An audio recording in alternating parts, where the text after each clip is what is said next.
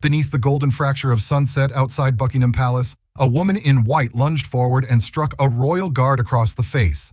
He did not flinch, he did not speak. His eyes closed gently, as if letting the insult pass through him like wind through stone.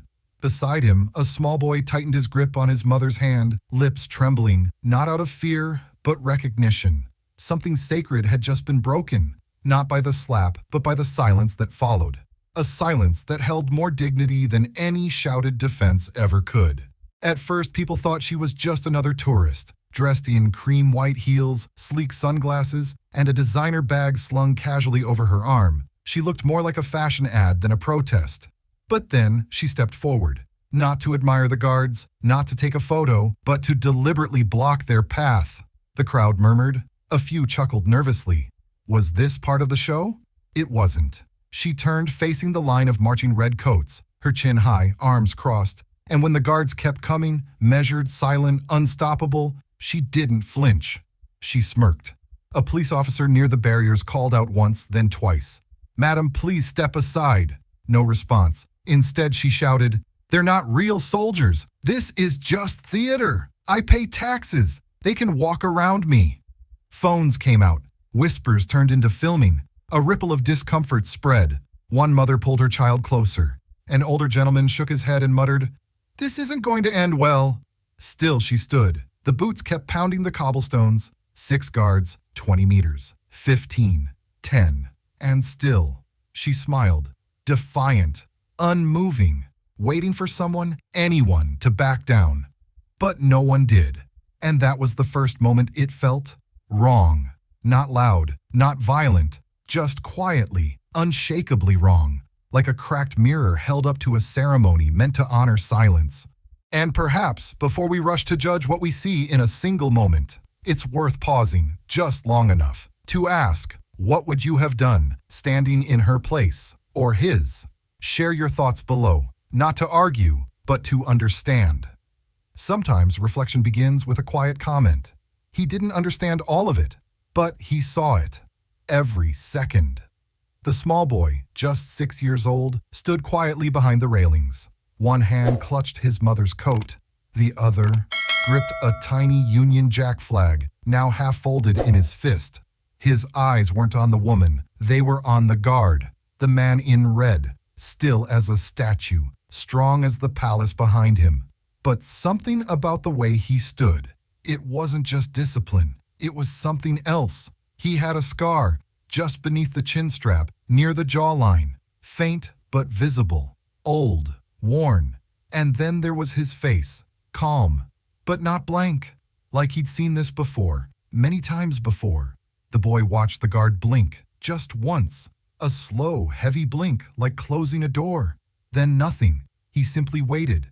No anger, no movement, just silence. And in that silence, the boy felt something shift. Not around him, inside him. Like when someone yells at your teacher and you don't know why you feel sad, but you do. He didn't have words for it, but he would remember it. Forever.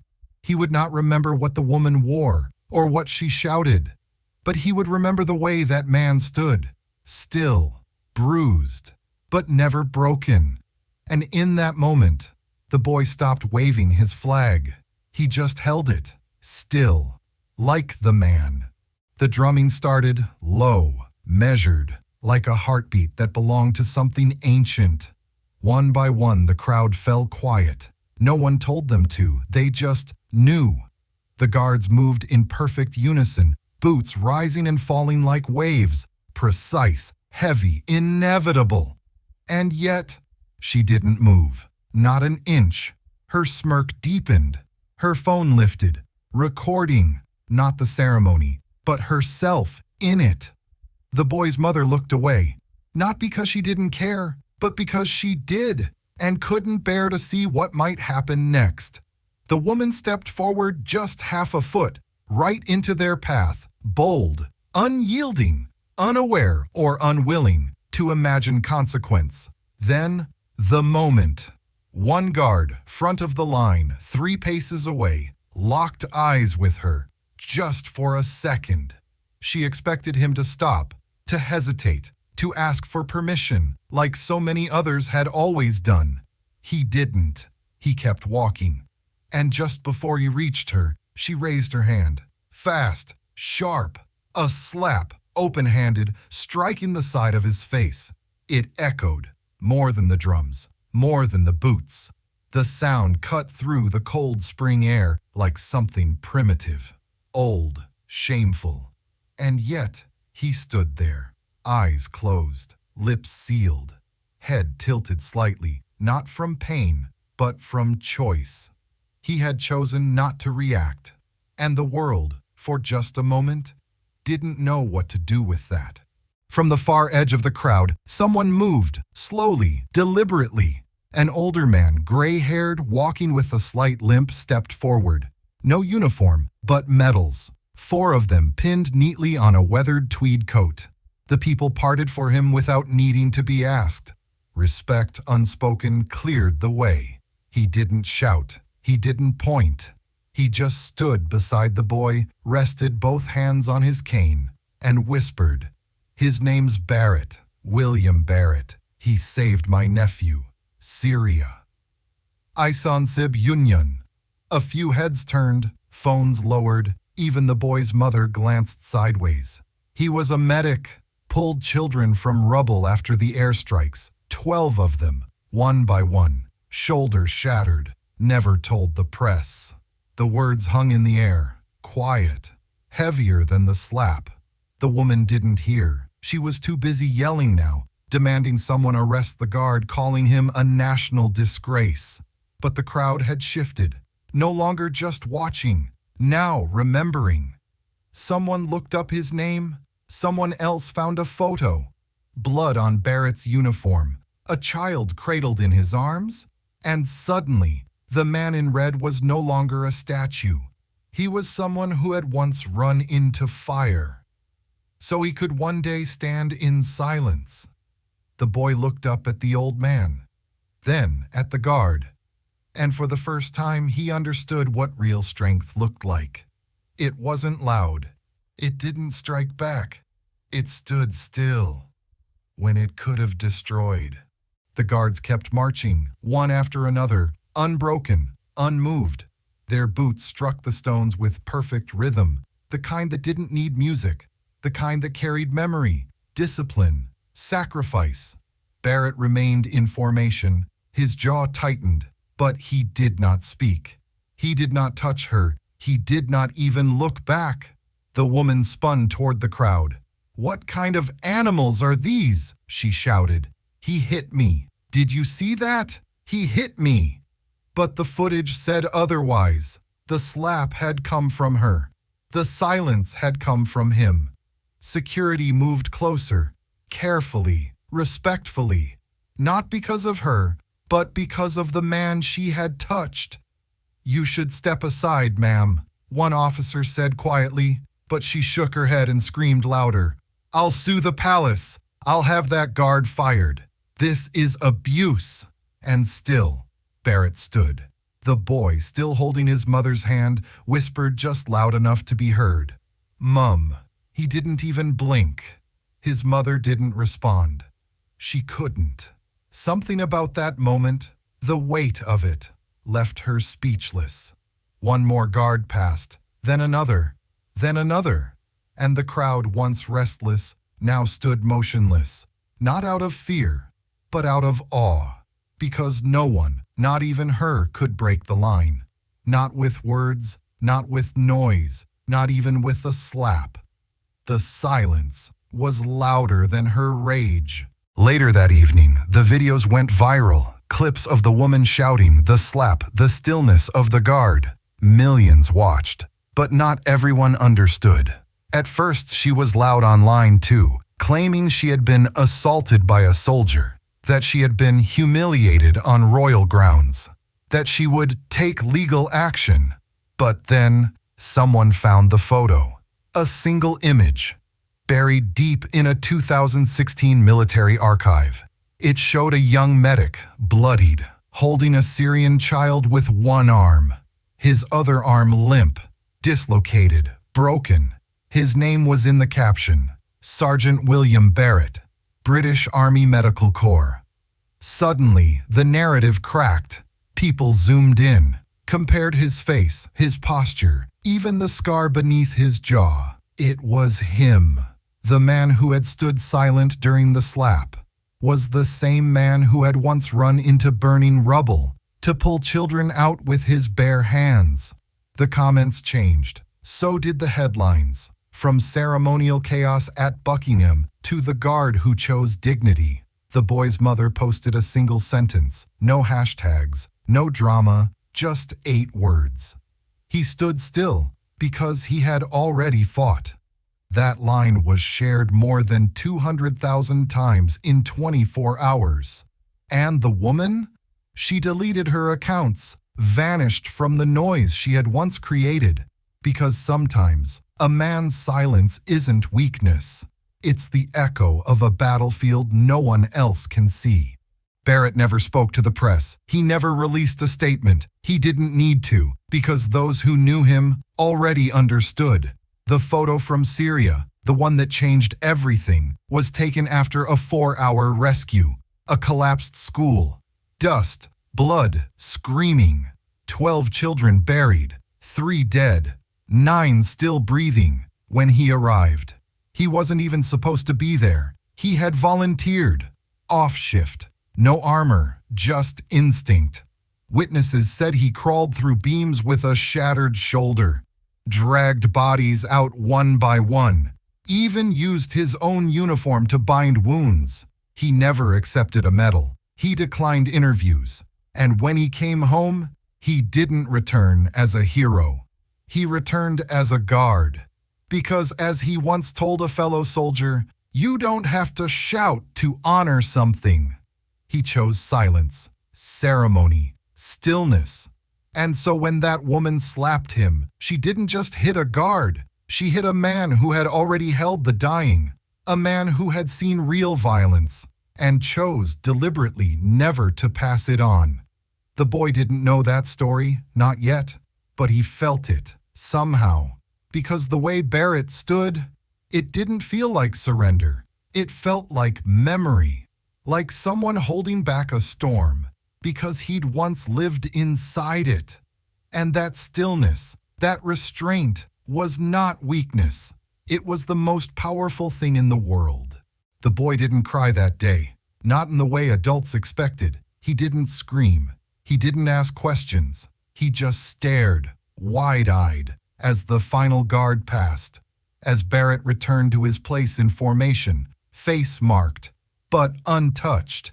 And then, he let go of his mother's hand. He stepped forward, just one step, closer to the rail, to the line that no one was supposed to cross. The guards didn't look his way. They weren't allowed to. But Barrett blinked, slow, software like recognition. The boy raised his small hand, not to wave but to salute, a clumsy gesture, half-formed but real. And in that moment, something shifted, in the crowd, in the silence, in the very air between past and present. Someone clapped, just once, then another, then a few more, not for spectacle, not for the child, but for the man who had said nothing, and somehow taught more than words ever could. Barrett didn't move, didn't smile. But if you watched closely, you'd see it. Just beneath the brim of his bearskin hat, his jaw tightened, his eyes closed. One more time, not in pain, not in shame, but in something else, something harder to name. A moment held, acknowledged, passed on. The boy lowered his hand, stepped back to his mother. But he didn't let go of the moment. He carried it, quietly, like a secret, or a promise. Later that evening, Barrett removed his uniform alone. No words, no mirror, just silence. He folded each piece with care, his gloves, his belt, his jacket, marked faintly where her hand had struck. Not out of anger, but out of ritual. A routine older than memory, older than rage. He sat at the edge of his bed, shoulder aching, always. The same arm shattered years ago in Syria. The same arm that had once held a dying boy, now hung quietly at his side. There were no medals in his flat, no photos on the wall, only a small box tucked beneath his bed, containing a blood-stained field journal and a child's drawing from a refugee camp. Stick figures, a sun, a red cross, and in one corner, a single word scrawled in pencil. Medic. Barrett stared at it for a long time, not with sadness, not with pride, but with something harder, the quiet weight of memory. He didn't regret standing still. He never would, because he understood something the woman never would. That violence doesn't always wear a uniform, that dignity isn't loud, and that sometimes the greatest act of strength is to do nothing at all. Outside, the world argued, online, in papers, in whispers. But in that small, dim room, there was only stillness and the sound of a man who had given everything, choosing once again not to break. The next morning, the headlines were quieter.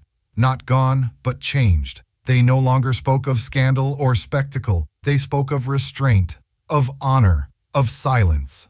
Barrett returned to duty. No interview, no ceremony, just the sound of boots meeting stone, the rhythm of history continuing forward. But something had shifted, not in him, in us. The image of a woman's raised hand, met not by violence but by stillness, stayed with people. It made them uncomfortable, not because of what was done, but because of what wasn't. No retaliation, no outrage, just dignity. And that, for some, was harder to accept. Because silence demands reflection, and reflection is slow. It lingers. In classrooms, people talked about it. In homes, parents explained it to their children.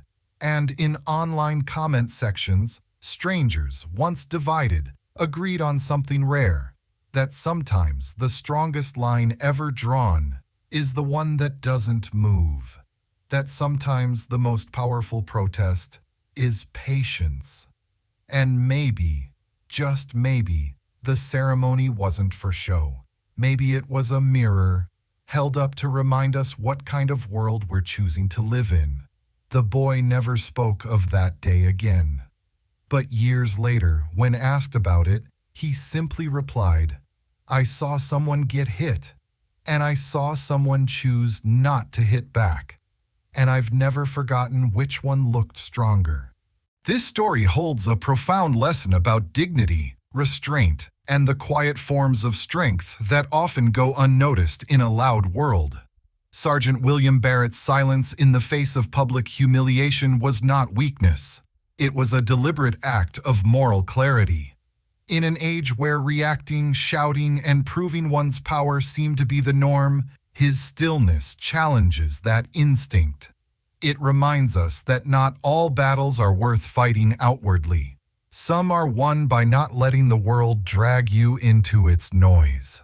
His refusal to retaliate, shaped by his painful past and deep understanding of suffering, teaches that self-control can be the highest form of courage. For me, this story reinforces the value of integrity, choosing the harder right over the easier reaction. Whether in conflict at work, in family misunderstandings, or public life, sometimes the most powerful statement is made by standing firm, not striking back. It's a quiet reminder that how we respond to provocation reveals more about our strength than any loud defense ever could. In a society that often rewards outrage, there is something sacred in restraint, and a kind of wisdom in choosing peace.